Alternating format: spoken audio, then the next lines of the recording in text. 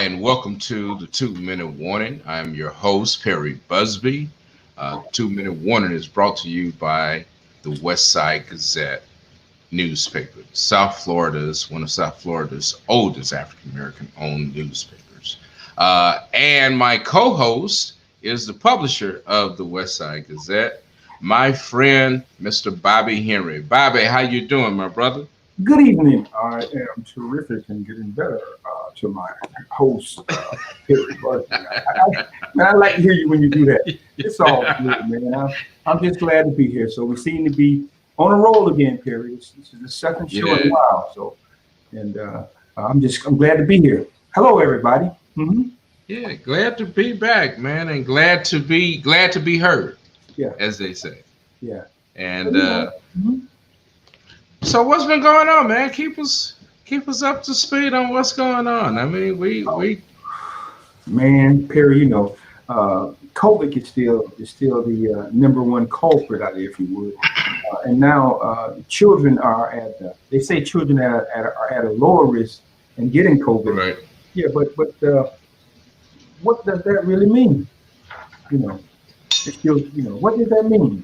I just think it's something that we need to understand. Yeah. Yeah, and there's still some debate about rollout. There's still some hesitance. Well, still some debate about how much they have, how much has gone into educating some of these communities. But it seems to be that we've kind of gotten to the point, most of the experts say,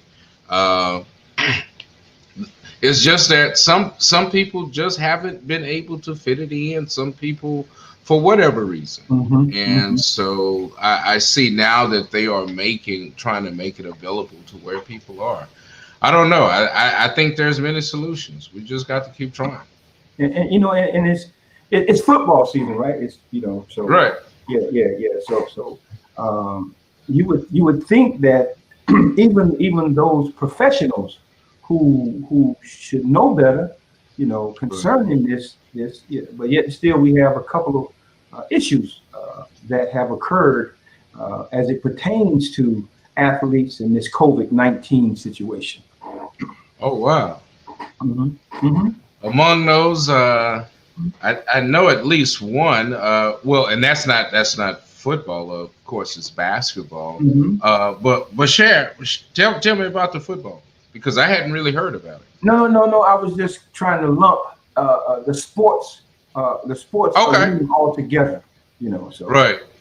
Yeah. Well, I knew about the young man who the NBA player who was pretty much saying that he was not going to take his vaccine, and then finally the other day he decided that he would take his shot.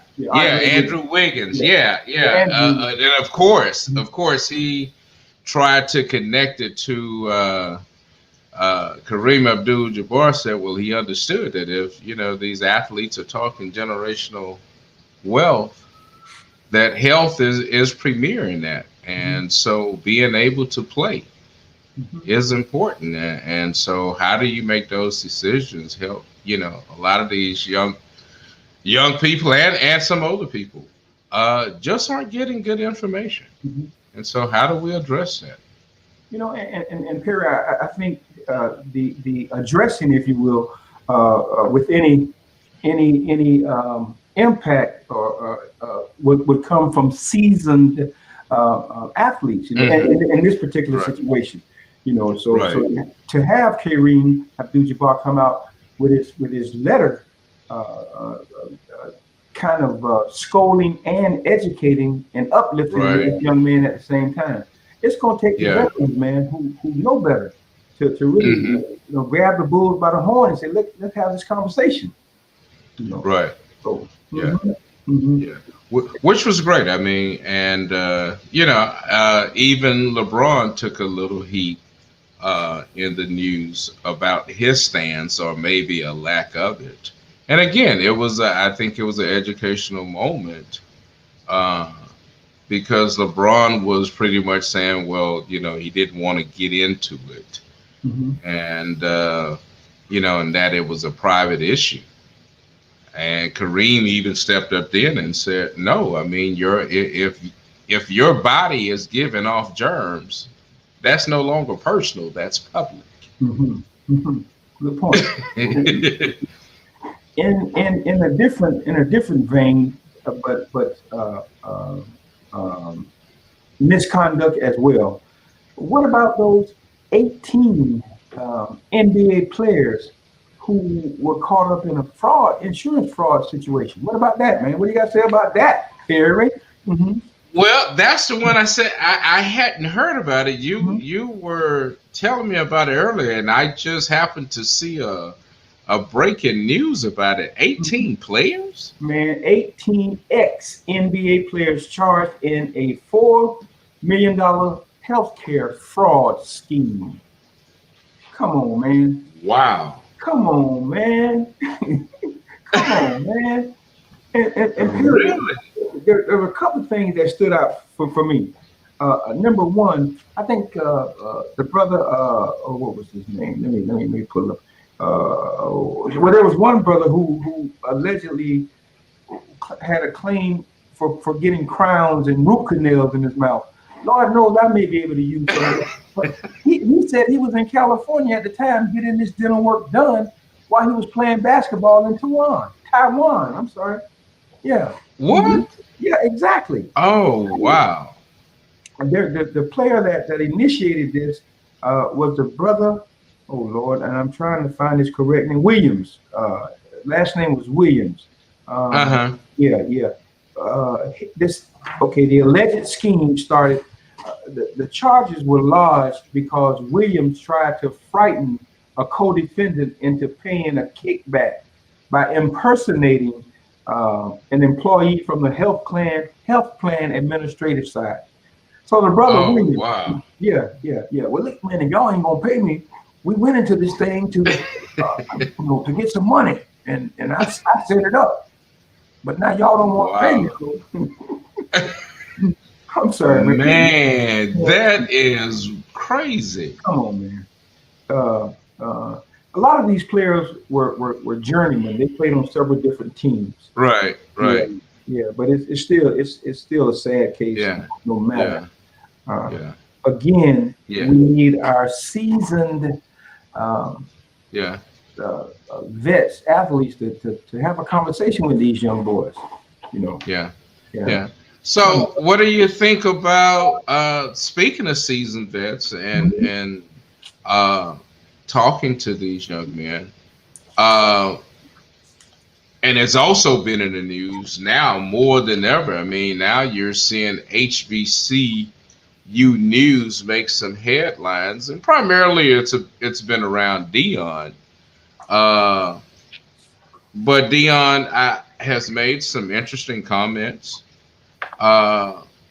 in the sense of saying that, we should learn how to, from Black college sports, we should learn how to consolidate and bring more empowerment to the program. He's made some pretty good arguments, and so it's been some positive news. What do you think about that?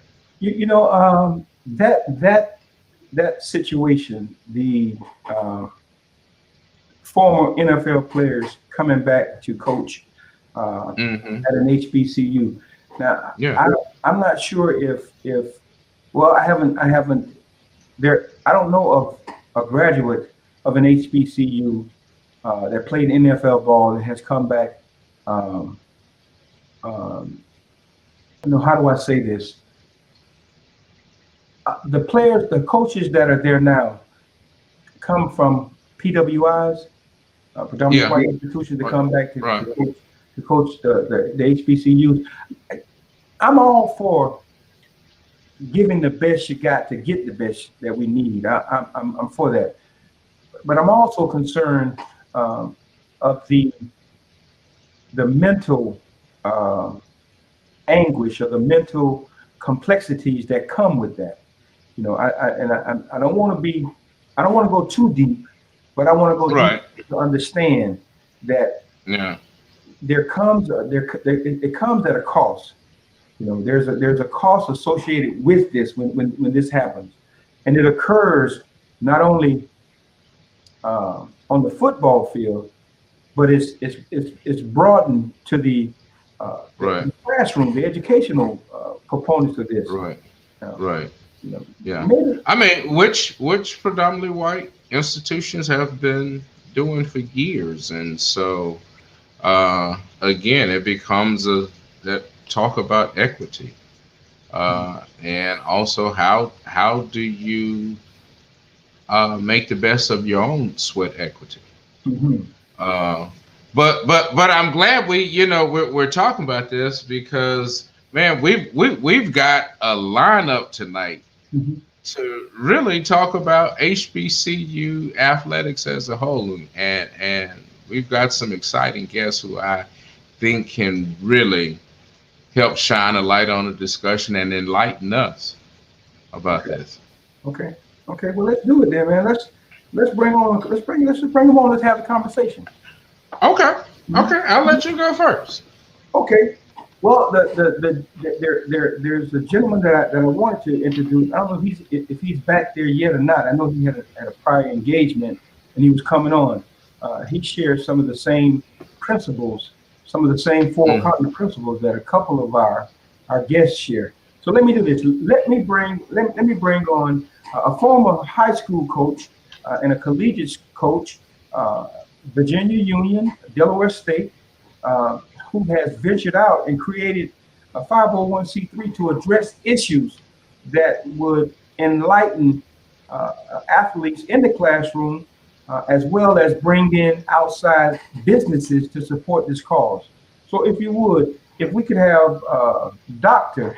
Mark James to come on, please. How you doing, gentlemen? How you doing? Very good. how you doing, Dr. James? My Mhm. pleasure being here Great. tonight. My pleasure. Can't wait to get into it. Well, just Yeah. just a little teaser, about 30 seconds of just from that perspective. Well, a little teaser is that when you look at HBCUs and you look at how HBCUs have been relevant in the news as of late, you think about commodities and liabilities. And one of the bars of excellence that you have to use or barometers to be able to measure is everybody that helps a HBCU, are they coming from the perspective of a commodity or a liability? It's important to understand that because if you don't understand that, then you're not going to grasp the ability to understand how do you make all of these things sustainable while they are impressive, while they are fun, while they are exciting, while they're illuminating, are they sustainable? Hmm. Can't wait to get into the conversation. Okay, great, great. Right. All right, Buzz. Okay. All right. Well, I'm excited about our next guest because I think our next guest uh, brings a perspective uh, of what I won't say what of what many college athletes attempt to do, and that is to play at the professional level.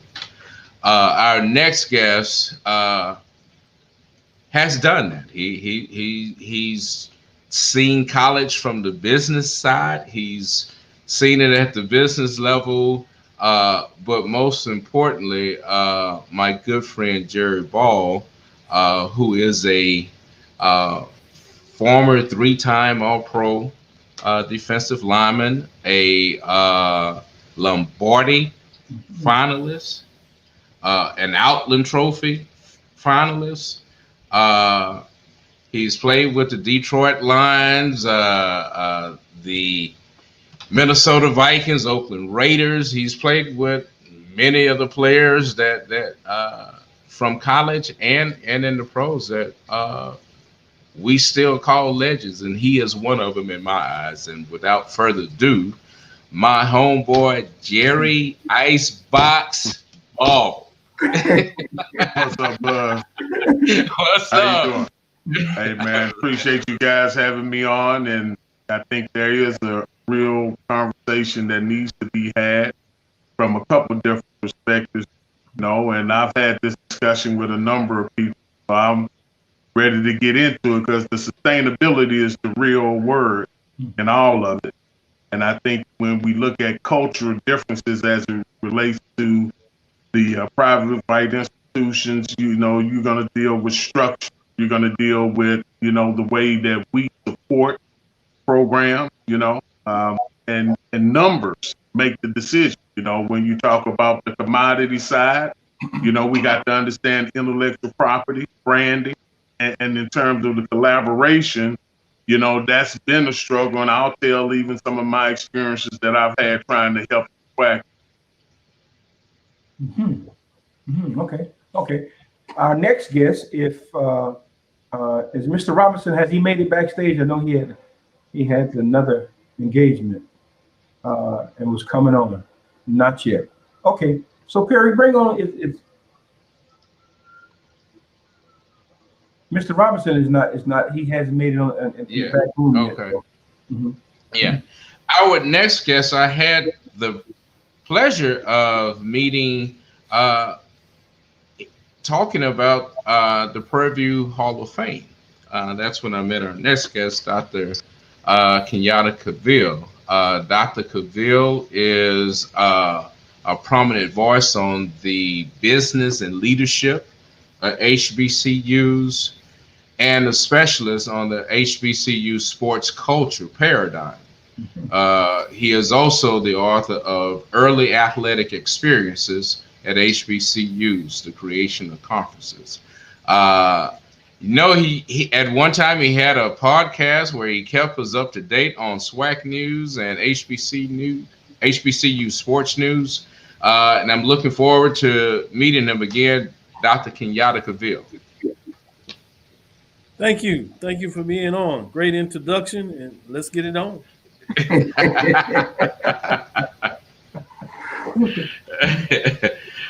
Dr. Cavil, yeah, just share with our audience your experiences. As I said, I know we met briefly around Pvil Hall of Fame.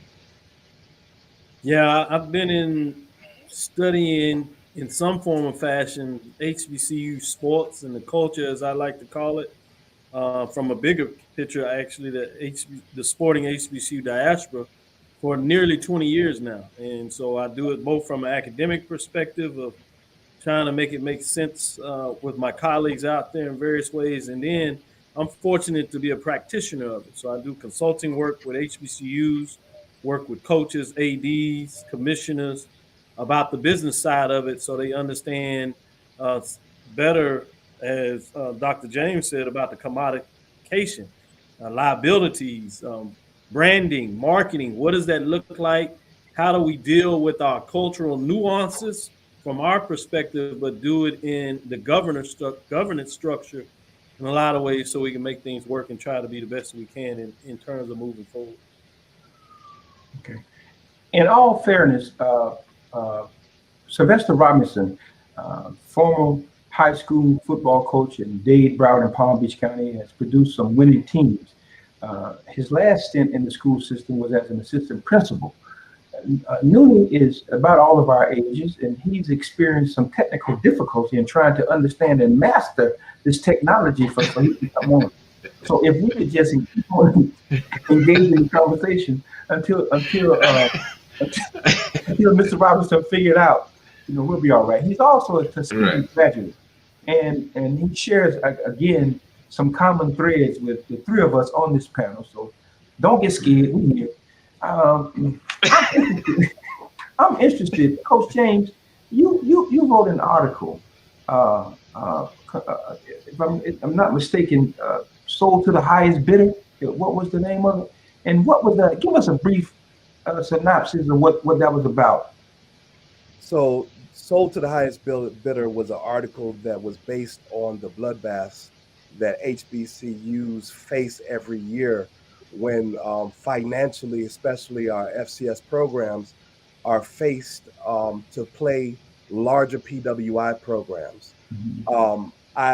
I've had the opportunity to be on both sides of this. I first went to University of Louisville, but then I finished at a HBCU, the Virginia Union University. As a coach, I had the opportunity to be a part of one of these bloodbaths on the side of the bleeding. And there's a lot of things that people don't realize happens when we do this self-destruction for financial gain. Oftentimes, when you look at it from a holistic point of view, you're looking at black kids playing black kids, but some black kids are just better than the other black kids. They have better resources, they have better opportunities, different ways of training, better support systems for academics. And what ends up happening is we create that two-tier system where athletes that go to PWIs subconsciously believe that they're better than those that they had just participated in that bloodbath with. Those that go to HBCUs are demoralized. Our students, I've been on that bus, I've been on that plane. Our students are demoralized, and it's almost like they're demoralized and they believe that they deserve that beating. And it's almost also that they understand that this beating is for a paycheck. So many times when you look at week 2 of the HBCU schedule this week, where every HBCU team pretty much took a beating by more than 40 to 50 points, you say to yourself, what value are we putting on our brand? What is our brand? Dr. Cavil writes a lot about our culture, our past, our history, and our strength in HBCU football and athletics. But if we continue to demean our brand by these levels of bloodbaths, then what are we truly doing for our HBCU brand? Mhm. Mhm. Brother Ball, now you, yes, sir. You're from a small little city in Texas, Beaumont. I'm just, and you were an outstanding athlete. Hall of Famer. I think it was Westview or I don't remember. Westbrook. Westbrook. Yeah, and you also went, to a big university, but you seem to have maintained an understanding of where you come from. What Coach James was just saying, could you elaborate on that from your positions and your growth and what you went through? Yeah. Not only have I maintained it, but I'm actually from a family that are HBCU graduates, from aunts. I mean, 3, 4 generations, Texas Southern, Prairie View. Have friends that have coached at these universities and some that are still involved in these programs. I think what Coach was saying is very true. You know, those early games that the colleges will go out and try to find a team that they can actually pad their, it's really like a scrimmage is their approach, but they pay the school, so it gives some resources. I think one of the critical things that we have to look at as supporters of HBCUs is creating creative ways of how we enact and get resources in there, like for the travel budget and things like that. You know, one of the things that I would see when we would try to work with, the SWAC on some of the things as it related to bringing corporate partners to the table. It was always segmented, whereas from the number standpoint and being able to get transferring of resources, as well as some of the things that Coach is talking about being a lack of, whereas those kids can experience it, it's really about, structure and really being able to articulate numbers. Because when it comes down is, when you're talking about marketing and you talk about brand association, they want to see numbers. They want to see bodies in the stands, because when they go to television and they selling the advertisers, all of those impressions. And I think there's different strategies that we have to use to fill those things. Like if you were to take an alumni and you take the alumni base of a school and you ask them, each one of them, to buy a seat for a student so that you can get every student in that stadium then television sees that as an impression, the advertisers. Now you start directing resources because you've done some things that's different. And I think that's one of the hardest sell is when we're trying to keep our culture significance and we're trying to plug up to this modern platform. And because it is changing, we have some things that are competitively advantaged to us because we set the culture. It's all about how we, work in systems and work together, as how I see it in some of the things that Coach was talking about. Mm-hmm. Because it is lopsided in the way that they approach it. Mm-hmm. Mm-hmm. Perry, you with me? Yeah, I'm with you. I'm listening. No, this is great. I mean, and so taking again, Dion's, and I noticed that was a real macro approach to it, but saying, listen, why don't we consider merging? Yeah. And that became, it almost became a dirty word to some people. And so are we in some ways holding on to some traditions that are detrimental to our success? Well, if so, what is that success? Well, here's what I think. I think we have to project in our mind what kind of future we want, right? And then we have to also understand that in the evolution of sports, there are things that are changing.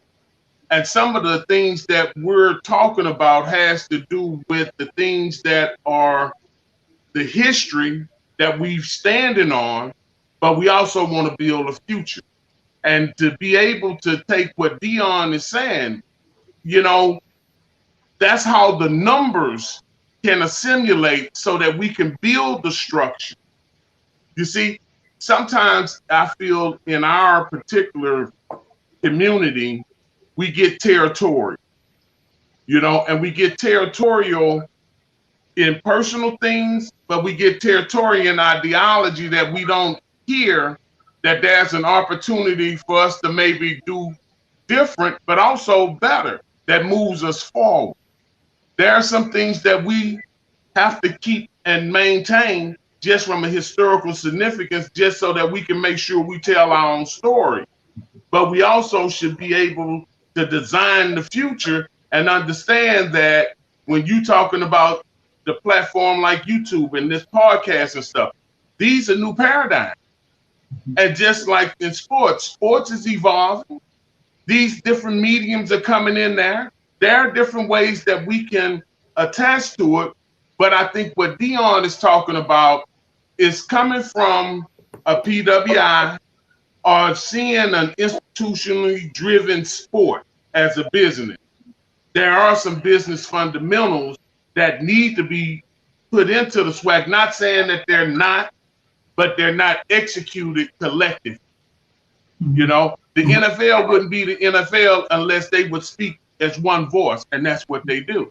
And then in the same thing, when they come under those banners of the conferences, they speak as a conference. And that's what's allowing them to negotiate some of the television contracts. And Coach, when they're out there really talking about numbers, if you play in Alabama, they know that they're going to get a certain viewership. If you play in Morgan State, not the same. But what they're selling with their advertisers, the numbers and the collective strength, I do believe, and this is just me personally, I think if you take the strongest top 20, 24 of the 105, 107 HBCUs and create what can be considered a super conference, I think it's going to attract a little different, even though you got the MEAC and you got SWAC and you got the different conferences that have the legacy. How do we build? That's how do you go forward? Okay, Brother Kenyatta, you've done some extensive research trying to understand the psychic and the outcomes of how things change and how we can make things change. to what Brother Ball was saying, how do we address the issues? How, from your perspective and what you have found out, how do we address these issues and not to hurt, but to build up? Thank you for that question. First, let me level set a little bit. You'll hear me use terms like historically white colleges and universities, and I use that in my research, and I use that purposely. Language is important, and one of the things we need to understand is historically black college university is the foundational term that is used from a governance structure about a term that is used to label these black colleges, right? And so I like to put them on equal level just from a nomenclature. So I use historically white colleges because that's essentially what they were historically. At one time, they only allowed white people, European American people to attend the schools. HBCUs never did have that nomenclature. They were built for African Americans, but they always allowed anybody that had the resources to attend the institutions. So sometimes we let other institutions off the track if we use predominantly white or traditionally white institutions when that's not what they were. So let me talk about that first. The next thing that you're talking about is important, as Jerry Ball and Dr. James talked about, is really understanding the difference between the governance structure and the social structure. When we talk about the social structure, we talk about what are HBCUs to us? What do they mean to our community? What do they mean to us culturally? How do we move around in these? How do we operate? How do we manage ourselves within the structures that we created back from the beginning in previous to 1920, 1910, when the formation of HBCU conference started, versus the governing structure, which is the commodification of that from what we call today is the Power 5 institutions that allude to some of the things that you're talking about, marketing, the structural size in terms of what one program could be rated on a television show and how you do that. Once you understand the baseline, then it's easier to move forward in terms of how do you move these institutions forward in creating environments that allow them to be success in a marketplace that is totally unique and different about understanding those pillars and how you move in one direction or the next. Wow. Man, you know, this is again, we knew we would perhaps have bitten off a piece of this cake that was hard to swallow. It's sweet, but when we begin to cut it a little deeper, we find out some other stuff in there. You know, Coach James, now you have experienced turmoil in your pathway to where you are now. How has that allowed you to pursue the pathway of teaching our young athletes about this whole business educational arena, athletic arena, if you will? First, I'd like to say TTP, trust the process. It's important that when God gives us the experiences that we call life, that we take those tools and help others to be able to be successful with them. I'm blessed to be able to have coached and been a part of almost every level of football. And I came up the hard way in it. And that's why I respect it. I think football, from a blue collar perspective, gives a lot of people, a lot of young men in our society, in our communities, an opportunity. But it's what do you do with that opportunity? And it's about making sure that you take advantage of the opportunity and not be taken advantage of, and limit that portion of people taking advantage of you. Let me give you an example. The average recruiting cycle in high school starts right now from 8th grade to 12th grade. And these kids are wined and dined by these coaches on these billion-dollar campuses. And the whole objective is to eventually sign a piece of paper that grants you a free scholarship to go to school. When you look at going to these Power 5 institutions, and what we're teaching our young men is you go to these Power 5 institutions, you win a national championship, which is the ultimate goal. In 2018, those guys that won a national championship went to Washington, D.C. and ate Big Macs with Trump. rather than looking at the perspective of, you know what, how much money did the sweat equity of these young men make for these institutions? Then you have to look through another lens. If I'm good enough to play for you, if I'm good enough to be good as Jerry Ball, making plays, why am I not good enough to work for you? And what we try to encourage a lot of young men is to take a look at the hiring report card of the coaches that they're playing for on these large Power 5 institutions. If there's somebody that is not of color, and I'm not just talking about the running back coach with tight shorts, I'm talking about somebody that has administrative responsibility and decision-making ability on that team. We have to tell our young men the truth. And if they're not in a situation where they can play, where they stay, they need to take a look at coming back home. And that's where the big word recruit comes in. When you look at Deion Sanders, and I don't want to be long-winded, but I want to finish with this. When you look at Deion Sanders, there's only 2 college coaches right now that are dominating commercials. One is Nick Saban, who is noted as the best.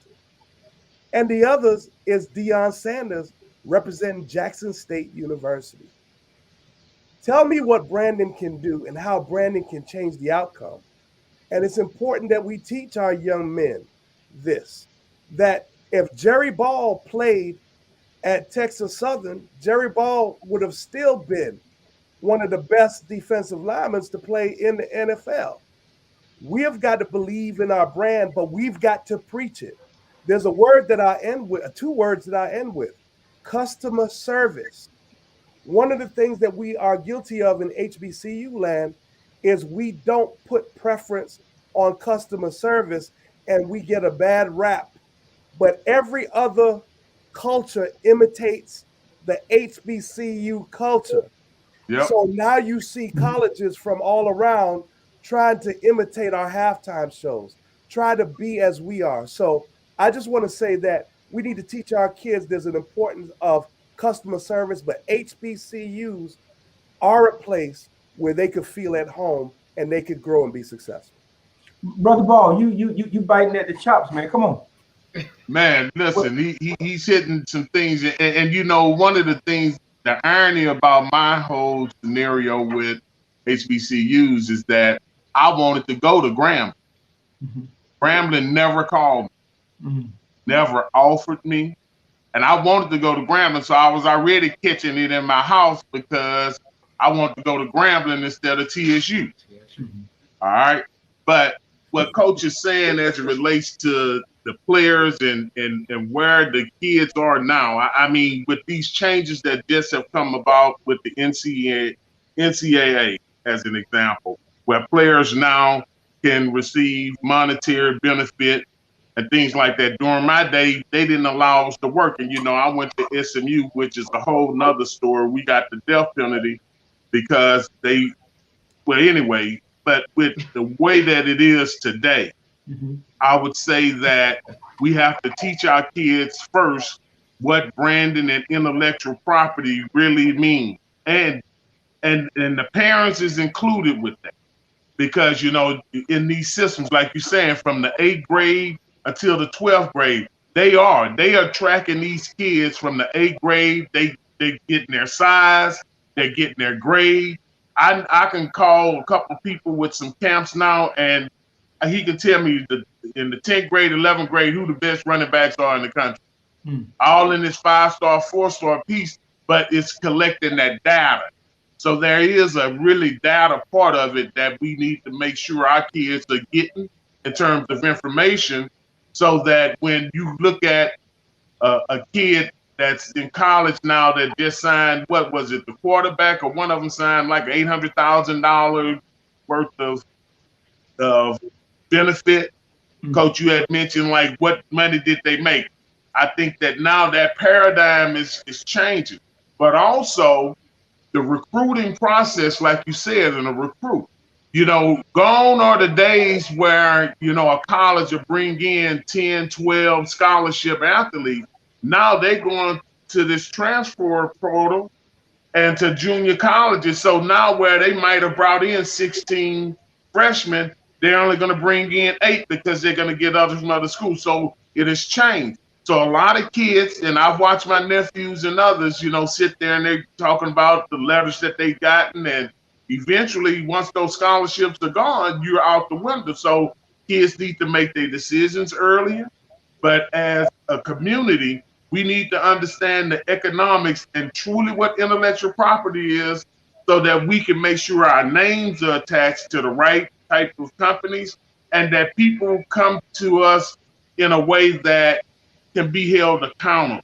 Mm-hmm. And I think that that's something like what Jim was saying earlier, you know, some retired athletes, the coaches and all are going to have to kind of get our hand around our community because right now it's going to be like the Wild Wild West until they build some structure to it. Okay. You know, I'm checking the screen. We got several people watching. I guess they are just enthralled in the conversation, not asking questions, but they're there. I would ask that those of you who are watching, if you have any questions dealing with any part of HBCUs in general, but we're going to deal with athletics in specifics. So send us your questions. Dr. Kenyatta, again, the psychic is something that has always driven me about athletes. Brother Ball, again, has came up through some trenches as well as Mark James. Have you noted? Have you did any study on the type of the mentality of HBC of black colleges versus those historical white colleges and the athletes? Any difference? No, it's hard to really quantify the differences because you have such individuals that go to either the institutions. One thing I would say about HBCUs that's just unique to the culture, which is similar to community.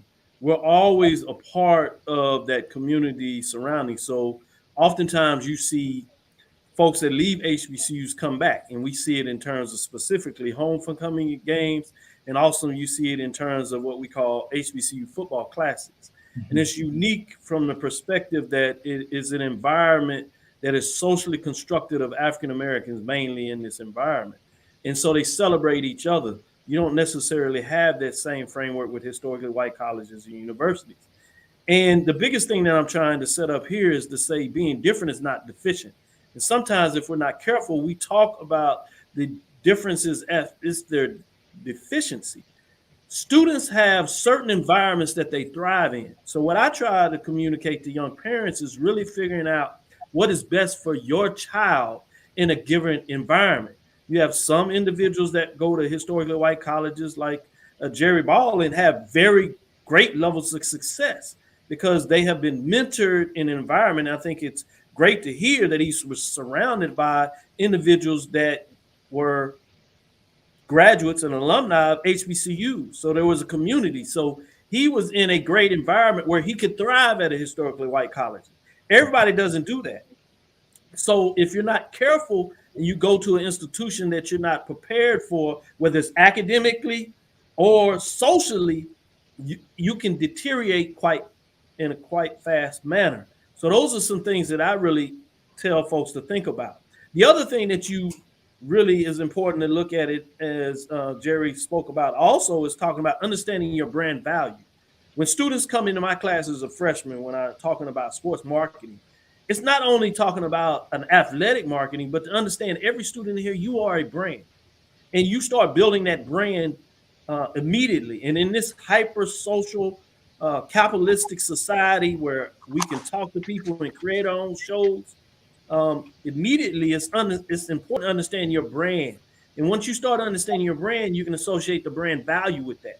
Once you do that, you'll start triggering and asking some of those tough questions that Dr. James spoke about in terms of looking more critical at the institution that you are seeking to maybe attend and participate in. And one thing I would like to say is not the fact that you're giving a scholarship, you earn that scholarship. Yeah. It is a trade-off in terms of what you're doing. So you enter into a business very early, commodifying your athletic ability for an institution so they can trade that and create value upon them that they bring into their institution. You can do that anywhere. And now that you have name, image, and likeness for a minute, if we take part and partial, we talk about, for example, Master P and his son, Percy Miller, that signed at Tennessee State, that signed a $2 million deal on name, image, and likeness.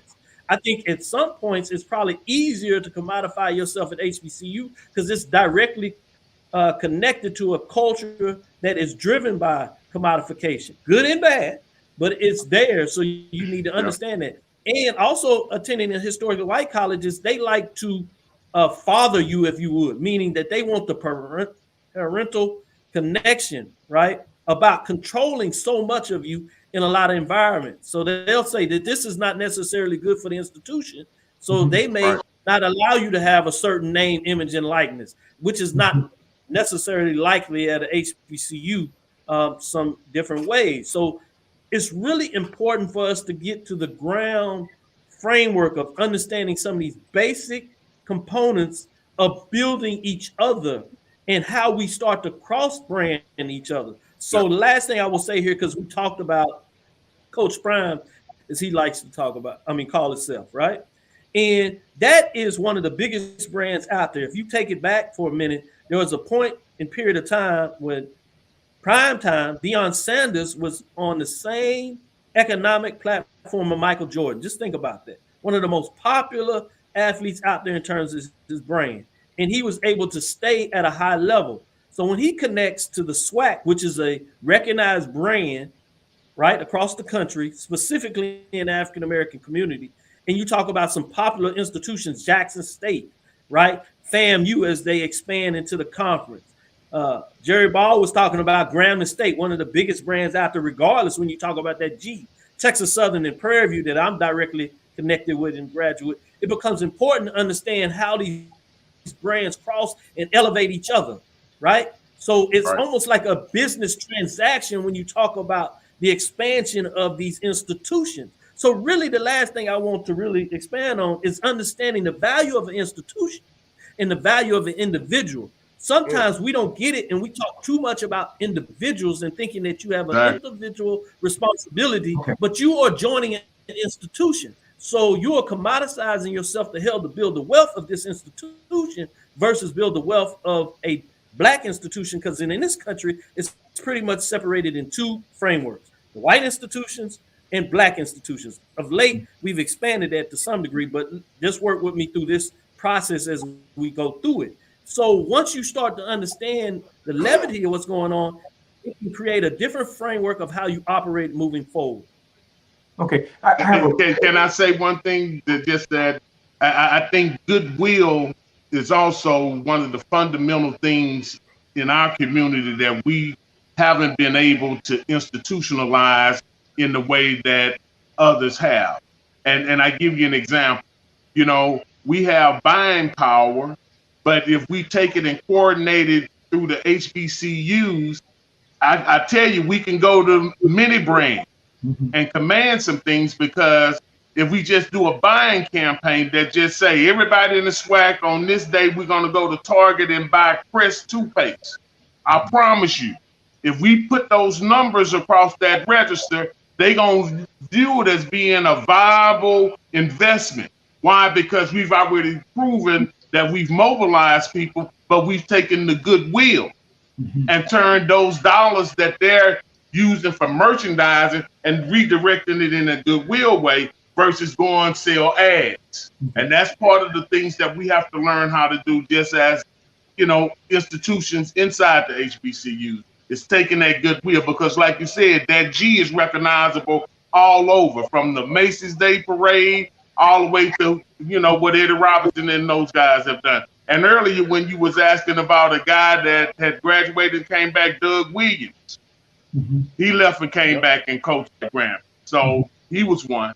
Okay, good. You know, and that brings me to my question. You know, I know combines are there to, well, let's see how this horse runs and jump. You know, how do we create a combine that focuses in on the items that we're talking about right now, the branding, the understanding that it's not individuals, it's institutional. You know, how do we put this in at the beginning. So when they get to where they are, it's already ingrained. Well, one of the things, and I'm gonna be short with this, where we were talking about the individual player actually being promoted at the NFL and the NFLPA level, they have what's called group licensing. And that's where the institutions should form group licensing so that it can actually bring that revenue and the whole team and the whole university benefit, not just the individual. That's one strategy that can definitely start bringing those resources and start it right. Is group life. Mm-hmm. If I may add to the before we get too deep, listen, if you start doing some research on the SEC, which is the largest, the most lucrative conference in college football, you'll also see that the SEC is planning provisions on how they can move out of the governance of the NCAA. For instance, the Knight Commission met, and that's one of the driving focuses are why would they want to move out of the governing body of the NCAA? Because football, college football, is about money. So if you think about, you go back to the 60s and the 70s, where we were beating schools like University of Miami, and we were beating them sufficiently. When you take a look at that, and as me and Dr. Cavil talk about in the research that I've done, we had 50 years of silence where we traded in that great culture, that winning spirit, that black college dominance, almost like we did with the Negro Baseball League. We traded it in. And when we traded it in for bigger stadiums, better sneakers, better cleats, fans that don't look like us cheering for us. Okay. And when we did that, we made that commitment and we didn't look back. So now here in social upheaval, okay, in the last 3-4 years, HBCUs have what? Become popular again. But nobody understands a couple of simple points why you have to keep coming back to the word sustainability. Listen, I remember going on 2 campuses in the last 10 years that closed down that were HBCUs. Okay. I know right now there's a school in Florida that there was an article last week that says they might not reopen. So that's why when we're looking at this, we got to pull apart the tenets and get to the actual part of the body and the framework. And that means coming together and understanding that what the white schools did, we must now do as a conference, as a holistic conference. And we've got to move the ship. We can't move the ship as an individual. No. Prairie View can't move the ship. Virginia Union can't move the ship. We have to move the ship collectively. And in order to do that, we've got to understand the one commonality.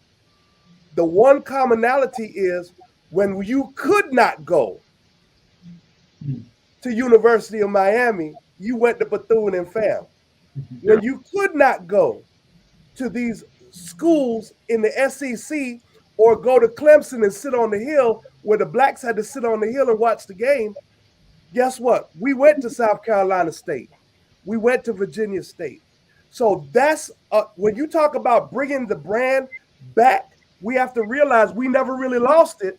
We traded it away, but we still got it because it's within our spirit. You know, when you speak of branding, for me, I'm just that right, left brain function type person. It's a physical concept. You know, as we were talking about, as you just said, branding to me, when I played football, it was my brand was I was better than that person that didn't look like me. We didn't share the same skin color, and that brand caused us to exceed. It put fire in our bellies to move us on. So how do we institutionalize that which we had back without being called an angry black institution or a racist institution? How do we do that? Or are we even concerned about that? I'm gonna put that on you, Doc Kenyatta. Personally, I'm not concerned about that. I'm very good about who I am and my institution and my things. So I might be the wrong person to ask that question to. No. I will frame it like this. One of the first things I tell people about a brand A brand is not a logo. A brand is not a catchy phrase. A brand is not what you see. In fact, what you really term a brand is what people think about you when they don't see you, or your product, your image, right? Your service. So in that framework, one of the things that is important to get back to an earlier question is about how do we transition this to young folks is we communicate through these channels that we have. The organizations, the nonprofit organizations, reaching back and teaching more information about what is going on in society and how you maneuver.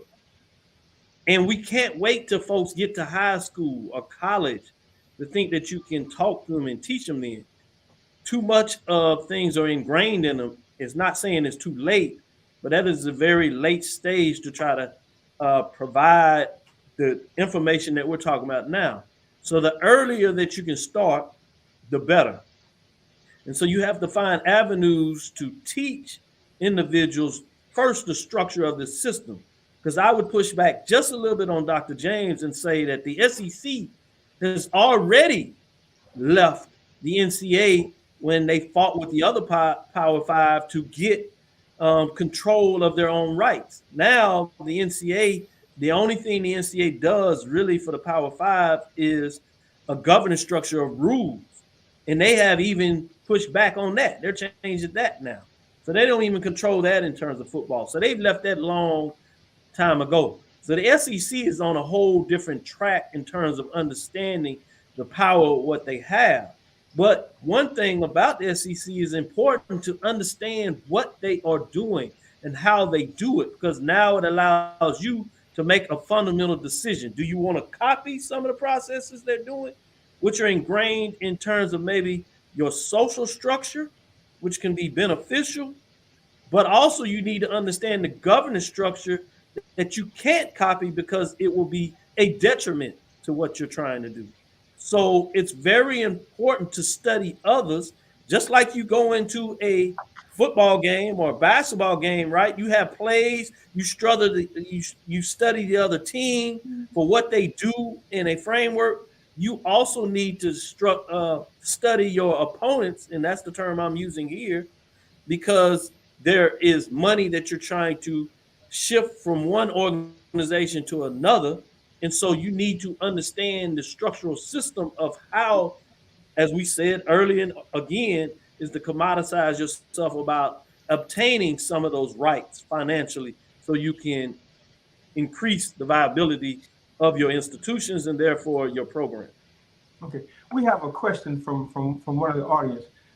If you can put it up there, and while we, okay, there it is. Do any of the panelists believe that conference alliances or super conference emerges will become necessary for the sustainability contemplated in tonight's discussion? And that's from Eddie Worthington. I'd like to take an early shot at this, and then I will definitely pass to Dr. Cavil, that has done extensive research on this. I believe in the unified conference concept. I believe when you look at HBCUs, you look at the SWAC, the MEAC, what has already started to happen naturally is that the SWAC has superimposed most of the several of the former MEAC teams, especially the ones in Florida, Bethune and FAMU. I see a need to be able to create that super conference and recreate some of the great classics that we've had and still have, and create more great classics in order for us to use this moment right now that we're shining. And I think that when you talk about creating that super conference, first of all, again, I'll go back to what I say. You've got to pull the car apart and you've got to get to the frame. So for me, you create a unified framework that encompasses a unified athletic vision. And I think that we all have to be on the same page of where we want to go. We've got to talk about customer service. We got to talk about growth, projected growth. We got to talk about prosperity and sustainability. And we've got to have the benchmarks that manage that. Okay, because along with customer service, you got to talk about that academic development. You got to talk about how do you develop that whole child, that whole student athlete to have the best experience possible. If you go back to the white colleges, the predominantly white colleges, there's a lot of research that states that a lot of the Black kids that go to these schools live in silos.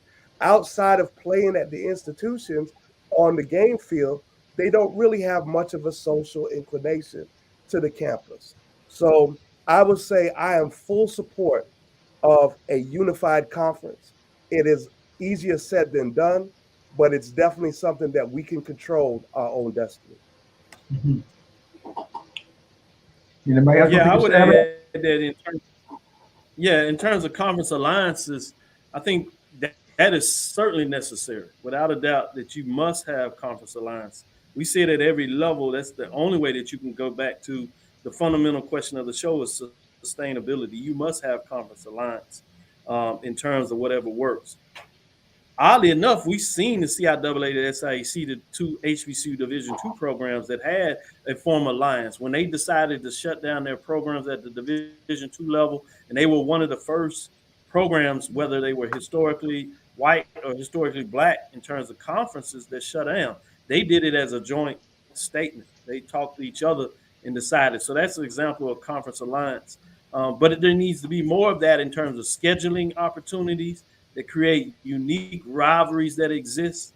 Obviously, in terms of commoditization of the MEAC and SWAC, you already see an alliance. It was done through ESPN, Disney in terms of the MEAC SWAC Challenge that opens up the season, and then you close with the Celebration Bowl. That's a form of a conference alliance that you see with the Power 5 schools that generated over $1 million in the last conference contract, I believe, that extends over 6 years, is up to $1.5 million for each conference.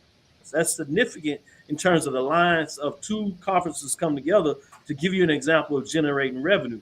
In terms of super conference, I think that is based on who you ask. I laugh and kind of chuckle on that because you have a lot of the SWAC fans that have de facto called themselves a super conference to this day. So I think that's a little uniquely different in terms of what took place there. But in terms of a super conference, the SIC, with 15 schools and seems to be growing, that they may call themselves a super conference of the Division II level. So there are multiple layers in terms of how you define a super conference. Are you just talking about the magnitude of the brands or the number of institutions in terms of what that looks like? So, but to boil it down, there is a term that we use called conference churning. And I'll end it on this. Conference churning is just a natural inclination of the NCAA conferences. From the very beginning, we can go back to Jerry Ball with SMU. He talked about, unfortunately, the NCAA dropping the hammer, which really severely damaged that program. Let me just be frank with that in terms of what they did, right or wrong. And they said it was so bad that they'd never do it to another program again. But we can look directly of what that did to the Southwestern Conference.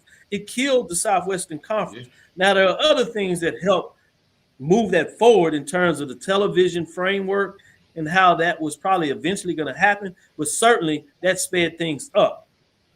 So you've always seen teams leave, whatever. At one time, the SEC had Georgia Tech in the conference. They left. Tulane was in that. Okay, we got a glitch there for a moment. Yeah. Brother Ball, you want to pick up where he left off? We just had a glitch. I mean, because that's one of the interesting things when you think about what they did to SMU. I've always thought about it. I mean, to be a Christian nation, boy, we don't mess with our football. We don't care. We'll go after a Christian school and kick butt. I mean, and I mean, I think that said a lot in so many different ways because SMU, being a small white school, played the game on their level. Well, I think the real story behind it is that most of the investigation was done by investigative reporters there locally, and then they turned the information over to the NCAA where they had to come and investigate. Mm-hmm. And I would tell you during that time, the year before it went down, we were ranked number 1 and number 2 between the 2 poles in the country. It was us in Oklahoma. So we were also the marquee team with A&M in Texas in the conference. So when they cut SMU off, that also cut off a lot of interest for the viewership that was associated with people that was following SMU football from the Pony Express and how it was continuing to have success. So that impacted that Southwest Conference television contract, which led to the rest of it really dissolving what became, an obsolete league now. Yeah. And I think and when you look at it, schools like University of Houston, really were hurt much harder than schools like Texas and A&M, and OU. Yeah. Yeah. I mean, and we see that now in terms of some of the HBCUs leaving conferences in the MEAC. MEAC is in a position now where they are needing to churn to grow the conference past the 6 football member institutions. They've caught a bit of a break, I think, when you bring it back to HBCUs and what it looks like at the FCS level, because many people thought it was going to fall apart. I told everybody at the very beginning, slow down. They have 2 years in terms of the NCAA governance structure and the rule. And because they are tied to the Celebration Bowl, they weren't looking for the 16 minimum to get the automatic bid for football. And they're at 8 teams in basketball. So they were well above the threshold to get the basketball revenue money. But what has since taken place then, if we take this churning and understand it a little more, now you have conferences that may be outside of some of our viewers' framework. But let me shape this, if you would. You have the OVC, Ohio Valley. And the reason I bring that up, because they have the HBCU in it called Tennessee State. Well, teams have churned out of that conference and gone into the Atlantic Sun, excuse me. And the reason I bring them up, because when Bethune-Cookman was making their decision to leave the MEAC, one of the conferences that looked at them was the Atlantic Sun. They were not able to get Bethune-Cookman to join them because Bethune-Cookman came over with FAMU and joined the SWAC, which became 12 members, and why I call it the Super Conference, because it's large. It's some of the larger FCS programs at 12 teams, versus now you have the Southland that also tried to come back and get Prairie View and Texas Southern to leave the SWAC because they had lost members mainly from Texas to go and recreate this WAC that moved from the FBS to the FCS. I bring all that together because it's intriguing now. It's not just the MEAC with 6 football members. Now you have the Atlantic Sun, which will be at 6. You have the OVC that is 6. You have the Southland at 6, and you have the WAC at 6. So now it was more sustainable for the MEAC to be able to survive at 6 than it was when everything first happened. This is another example of the natural churning. But the alliance that the question came from that allowed the MEAC to be able to survive, to see everything else change, was the fact that they had the bowl tie-in to the Celebration Bowl that churned out for them every year. Originally a part of the contract, $1 million, and the new part of the contract is $1.5 million. That's significant to the institutions because you have other FBS bowls, such as the Sun Belt Conference, that don't even generate $1.5 million for their bowl game. No, I have to digest all of that. So but Dr. Cavil, I know you've done some extensive study on PVIL. What are some of the lessons learned from PVIL that could possibly apply here? And what are some of the lessons learned that probably led to PVIL's decline that we still seem to try to maintain? Yeah, I mean, in terms of our conferences. That's an important conversation to really look at as we talk about the survival and sustainability of HBCUs, because it's a similar framework when you talk about these institutions that were obviously African-American based, right, in the segregated time. Mm-hmm. One of the things that's important to me as we talk about this is level set terminology. They call it integration, but the way I see integration, if you really think about it, is the exchange of information or items going both ways. What we did was desegregate the institutions, and the PVIL Black high school institutions actually assimilated into the white institutions, which is totally different, which was dangerous because now you're bringing all your commodity, your biggest products, your best teachers, principals, they are going over to these white institutions. In many cases, they didn't even retain their titles. You lost head coaches, you lost principals, right? So imagine if that happens to a HBCU conference. Those head coaches no longer necessarily become head coaches. Now they're assistant coaches, which we see at the Power Five schools. Most of the time, they'll no longer have the opportunity to be presidents of these institutions, right? And they no longer have the chance to be ADs. I think if you look outside of the HBCUs, you have maybe now it's grown to 5 African American, non-European American white individuals when you look at either African American men and women and those of other ethnic groups. So it's a very small component of that. So you lose all that because the opportunity to lead is no longer there. So it's extremely important to look at history, in particular the PVIL, and understand how you don't copy it. So if you're going to interchange in terms of the social and governance structure, one of the things you have to really look at is assimilation, something that is appropriate for us. And when I say us, I'm talking about African American and Black people that tend to use that terminology if they see themselves in that ethnic framework about how do you move forward again.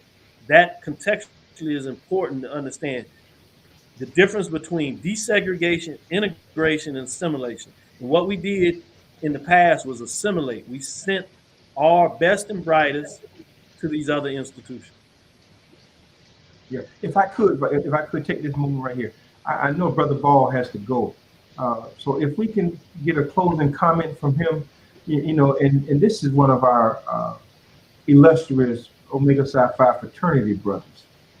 So and before we came, there you go. Before we came on, we were having a bit of a go at it, and I was hoping we could continue. It was a fireside chat that wasn't about to go his way.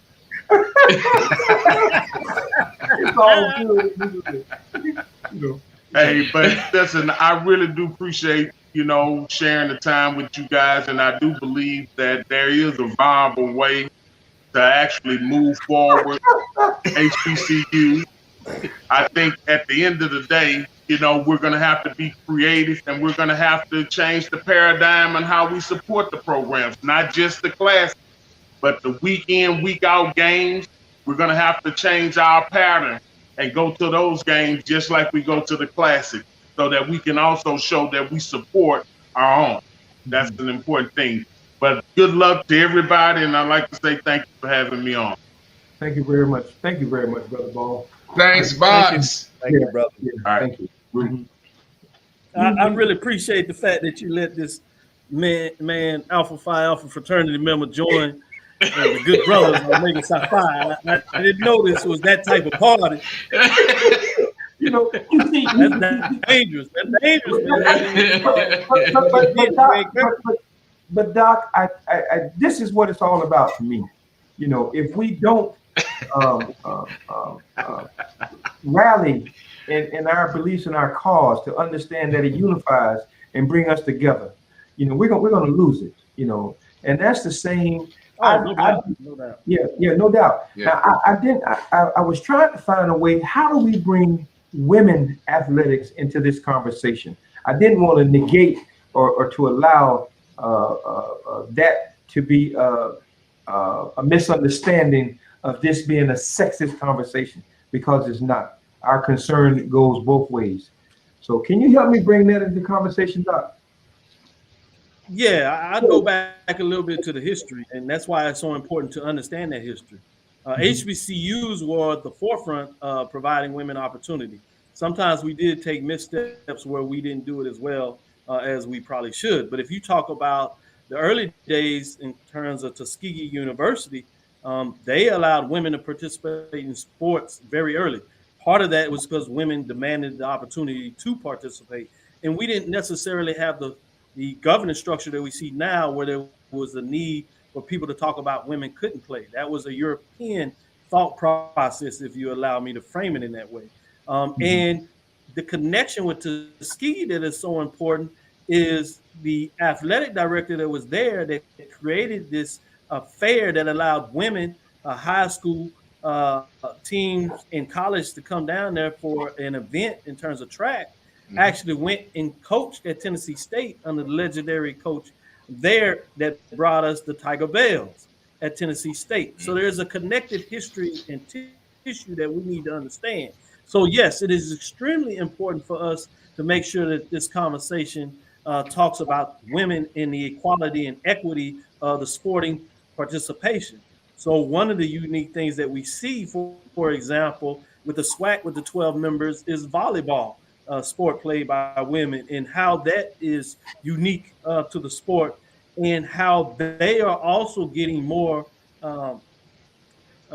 information and marketing ability because of the platform of the SWAC has risen.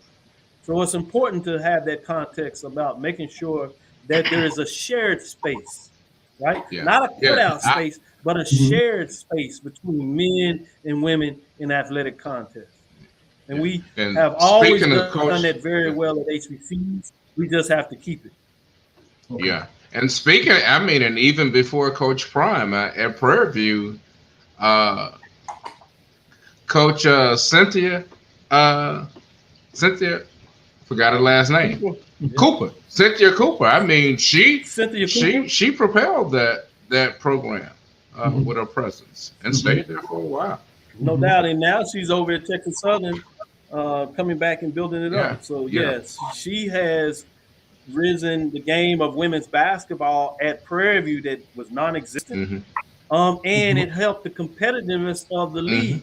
She used to have great context with Southern University, and Southern University head coaches now at Prairie View, so you exchanged it. You have a great program at Jackson State University with a young coach coming in that is really going. You had Bethune-Cookman that was really doing well in the MEAC, has come over, but unfortunately that coach has left and went to a different institution. But yes, women's basketball, softball is extremely competitive in this conference. And now that you bring on these two institutions, it's just become even more competitive as you have the divisional play lining out. So it's going to be fascinating to watch in terms of that. And the important thing is to be cognizant of what you did, Bobby, in terms of bringing that to the table in the conversation, but also is that about inviting them in terms of those conversations. So we all need to be better stewards of looking at our connections, because a lot of us are much more naturally connected with our fraternity brothers, if we use that as existent, and just male companionship in terms of how we socialize. And some of that is important because many of us are married, so we also have boundaries that we use in terms of those relationships in a positive manner, I'm speaking of. But we have to find a way to be purposeful, to extend those relationships, to make sure that we bring women in to these conversations, to provide their perspective and things of that nature about how this looks, to make sure they have a voice that they always had. And at the same time, we ask that we be invited over in their spaces as well. Absolutely. And not to say that they are a second thought, because they're not, so and Dr. Kenyatta, we will take your advice and have a conversation with our sisters on topics of such discussion. There was, Coach, did we miss anything? I mean, I know this is a very broad topic, and the sustainability of our universities are extremely important, and to understand the mental anguish that it causes, I'm sure some parents to have to decide if they're thinking selfishly of where their children should go to school. And I think the miseducation of us to some degree has created the vacuum that we're trying to fill now. And so it is extremely important for us to reach the population at an early age. I guess I must have misrepresented what I was trying to say earlier, is how do we instill at these combines that very important part that of the culture and the connection. So I guess this is almost like a closing too. So I've got 3 points in what you just said. Mhm. Number one, to tag on to Dr. Cavil, I think we've got, when we talk about women, we have to be holistic in our approach. And we got to be careful. I'll borrow from Brother Pablo Freire, Pedagogy of the Oppressed. We got to be careful that we don't oppress the very people that look like us. Even though women are successful in athletics, they're not being paid with equity. And if you look at some of the success that some of our sisters have done in college basketball and different sports throughout the arenas, even in professional basketball, um, we really got to be honest with ourselves. We got a long way to go, and let us not adopt the characteristics of those that oppressed us. Second thing, when we talk about commodities and liabilities, I don't want to just skate over that and just say it in the atmosphere and not really bring it to connection. Deion Sanders is a commodity that is lending HBCUs his brokering power. I will lean to, and I'll finish with this. Michael Jordan, at one point in time, was the most powerful athlete in the world. Michael Jordan, with him, yielded the power to be able to say something and have change, or at least the churning, to borrow Dr. Kenyatta Cavil's words, happened. Michael Jordan responded with Republicans buy shoes too. If you guys go back, and we're going to collectively connect this to Brandon, how important our athletes are and athletics are to being able to brand our schools. Nike wasn't a great shoe. Nike flipped their strategy and put most of their money toward marketing and used the sweat equity of our Black athletes to become the dominant, what we call, brand. I will close by saying this. It is important that HBCUs come together collectively to protect what I call the front porch of the institution, which is athletics. It is important that we recognize that unless we come together in a collective compact and create these connective tenants that work together, whether it is creating that conference or those conferences, whether it's moving from NCAA governance, we have to control our own destiny. And I appreciate you guys allowing me to come on. And I am honored to be able to speak on a show with Dr. Cavil, who his research was a major part of my research. Hmm. So thank you guys again for allowing me to be here. Okay. Dr. Cavil? Yeah, I'm a closing call, Brother James, and I think he did a great job. So I won't reframe what he said, because he had a powerful close, and sometimes you need to allow it to sit there and allow people to ponder on it itself. I will end it by saying part of what he said, that a fist is stronger than an open hand. And so if we ever have learned anything, when you talk about the collective uplift and power of our communities and therefore our institutions, in this framework, we're talking about HBCUs and their athletic programs. It is important to understand, if we're going to move better, it's better to move together with that clenched fist than it is to try to separate and control what we don't know in the open fist. So I'll leave it as that. Clench your fist and move forward. Okay. Brother Buzz? Man, this has been a great show. Thank all of you, Dr. James, Dr. Pvil, my friend Jerry. This is a much needed conversation, and we didn't get to talk on one of the others, and that is how do we help not just change the mindset of some of the student athletes, but change the mindset of their parents. I've run across plenty of student athletes who said I would have gone to an HBCU, but my parents told me no. And they were HBCU alumni. It exists.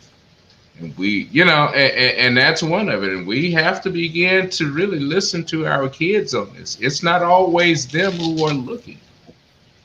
They want to self-identify, you know. And so just happy to say this, brother, and just glad to be around fellow HBCU men. And let's continue this. It's a conversation that's needed.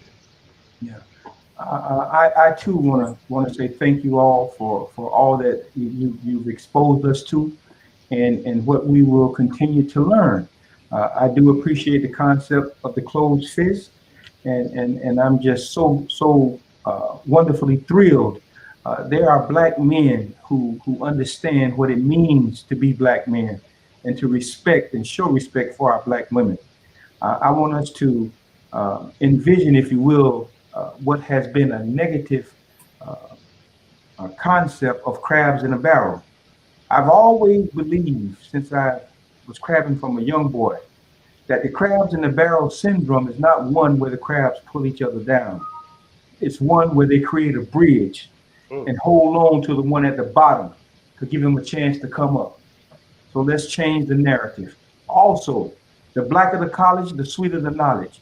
There was a quote that once said, "You didn't come this far to only come this far." And it's particularly pointed to our HBCUs. So what do we do when we get here? We just go a little further. Thank you so very much, and let's do it in unity. God bless you all. Thank you. All right. Thank you. Bless you, brothers. Yes. Take care, brother.